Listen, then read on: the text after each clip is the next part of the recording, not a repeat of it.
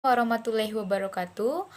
Kami dari kelompok 5 yang beranggotakan Nadia Islami, Nadia Purnamasari, Nabila Amir, dan Mary Susanti akan membahas tentang penulisan publikasi hasil penelitian. Baiklah, yang pertama akan dijelaskan oleh saya sendiri.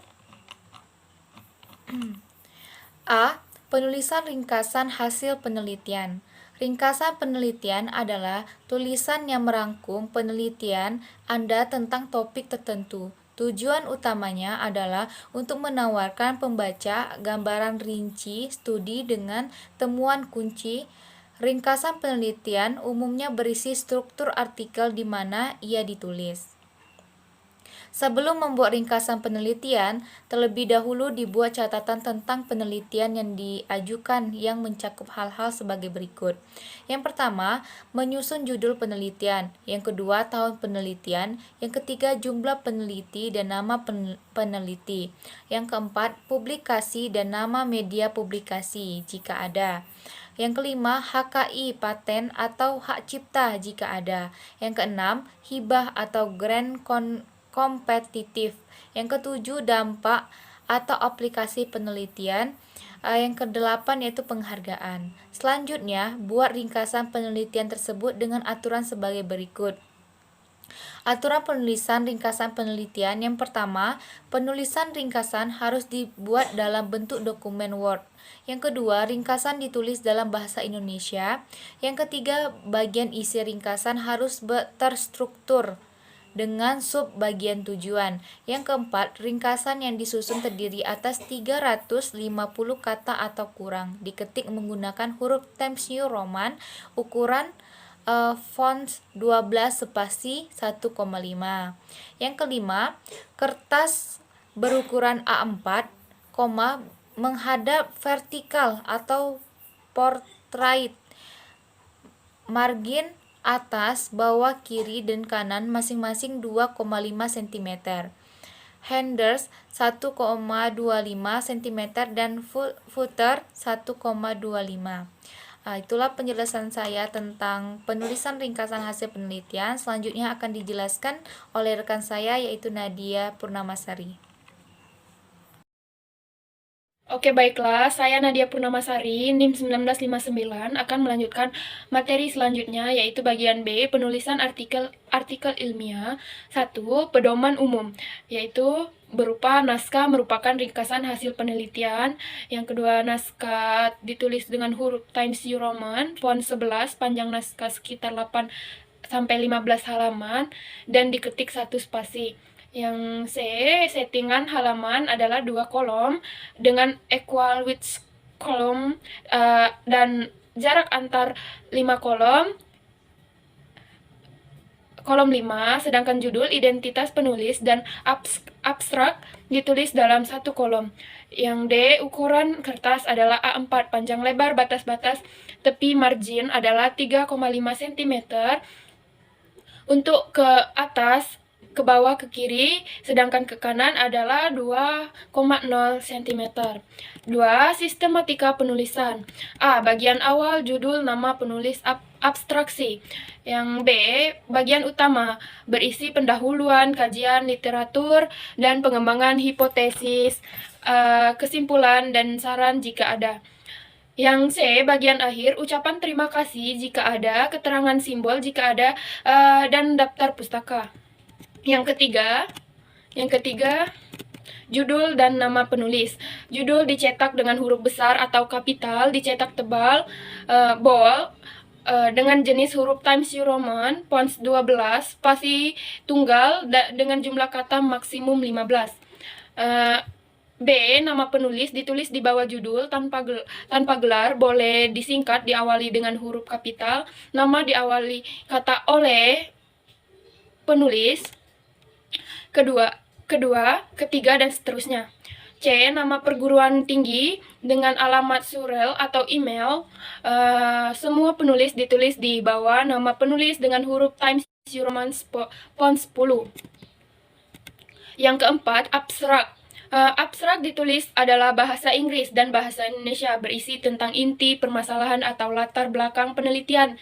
cara penelitian atau pemecahan masalah, dan hasil yang diperoleh kata abstrak dicetak tebal atau bold. B. Jumlah kata dalam abstrak tidak lebih dari 250 kata. Diketik spasi dengan jenis huruf abstrak Times New Roman 11 disajikan dengan kata kiri dan rata kiri dan rata kanan disajikan dalam satu paragraf dan ditulis tanpa meronjok ident pada awal kalimat. D. Abstrak dilengkapi dengan keywords yang terdiri atas 3-5 kata menjadi inti dari uraian abstraksi atau keyword dicetak tebal. 5. Aturan umum penulisan naskah. Setiap subjudul ditulis dengan Times New Roman font 11 dan dicetak tebal atau bold. Yang B. Alinea ditulis meronjok dengan ident phrase line 0,75 cm cm. Antar alinea tidak diberi spasi. C. Kata asing ditulis dengan huruf miring. D. Semua bilangan ditulis dengan angka kecuali pada kalimat dan bilangan bulat atau kurang dari 10 harus dieja. Yang E.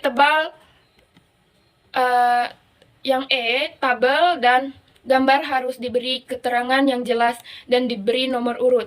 Yang keenam adalah referensi. Semua yang tertera dalam daftar pustaka harus dirujuk dalam naskah. Kemutakhiran referensi sangat diutamakan. Oke, baiklah, materi selanjutnya akan dijelaskan. Baiklah, saya Nabila Amir akan melanjutkan penjelasan yang ke-C tentang teknik presentasi dalam forum ilmiah.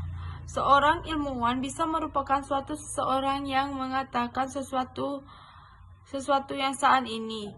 Namun bisa saja merupakan seorang yang tidak tahu apa yang harus dikatakan dalam penyajian materi presentasi. Setiap orang pasti akan merasakan demam panggung atau gugup menghadapi hadirin, tak kecuali seseorang profesional sekalipun. Beberapa ahli komunikasi mengajarkan ilmu faktor yang penting untuk mengatasi masalah demam panggung seorang yang akan menyajikan presentasi ilmiah. Yang pertama, faktor percaya diri yang penting oleh karena seorang dengan percaya diri yang tinggi akan lebih siap menghadapi perasaan gugup. Faktor yang kedua adalah penguasaan materi, karena materi yang dibawakan adalah materi yang harus dikuasai. Hanya pembaca yang mengetahui semua masalah yang berhubungan dengan topik yang akan dibawakan. Jadi, dengan menguasai materi, pembicara merasa siap. Yang selanjutnya, faktor pengenalan karakter hadirin perlu dipahami sehingga pembicara mudah memilih topik yang sesuai dengan hadirin. Saya Mary Susanti, NIM 19591141. Di sini saya akan menjelaskan materi selanjutnya, yaitu cara berbicara dengan baik di forum ilmiah. Nah, yang pertama itu memahami materi pembicaraan dengan baik. Nah, hal pertama yang harus Anda lakukan pada saat Anda berbicara di forum ilmiah, yaitu harus menguasai materi, penguasaan materi. Tujuannya agar Anda bisa mendalami materi-materi yang hendak diperbincangkan secara lebih mendalam saat melakukan perbincangan di forum ilmiah tersebut. Nah, yang kedua, jangan meremehkan orang lain. Menjadi pembicaraan di forum tidak berarti Anda yang paling hebat di dalam forum tersebut. Karena jangan pernah menyepelekan orang lain yang ada di dalam forum yang sama dengan Anda. Jika Anda meremehkan orang lain yang ada pada forum tersebut, maka tidak mungkin mereka yang memiliki kepastian lebih tinggi akan merendahkan Anda.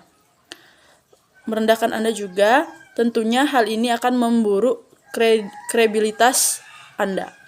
Yang ketiga itu jangan mudah terpancing oleh emosi. Nah, tips jadi pembicaraan di forum ilmiah selanjutnya adalah tidak mudah terpancing emosi. Ada kalanya perdebatan muncul ketika Anda sedang berada pada sebuah forum forum ilmiah dalam kondisi seperti ini, pastikan untuk tidak mudah marah dan juga terpancing emosi. Karena hal ini akan mengurangi kualitas dari forum itu tersendiri. Nah, dan yang keempat itu ada pilih waktu yang tepat. Nah, pilih waktu yang tepat ini adalah tips jadi pembicara di forum ilmiah. Selanjutnya adalah memilih waktu yang tepat saat hendak membuat forum ilmiah dengan sampai Anda memaksakan diri untuk mengisi forum tersebut. Agar saat kondisi Anda sedang tidak memungkinkan, pastikan untuk memilih waktu yang tepat. Waktu yang baik akan menghasilkan pemikiran yang baik pula. Nah, selanjutnya ada beberapa trik dapat dilakukan untuk menambah percaya diri dalam melakukan presentasi. Yang pertama itu biasakan berbicara secara ilmiah dengan teman dekat. Yang kedua, biasakan mendekati teman yang belum dikenal untuk memperkenalkan diri.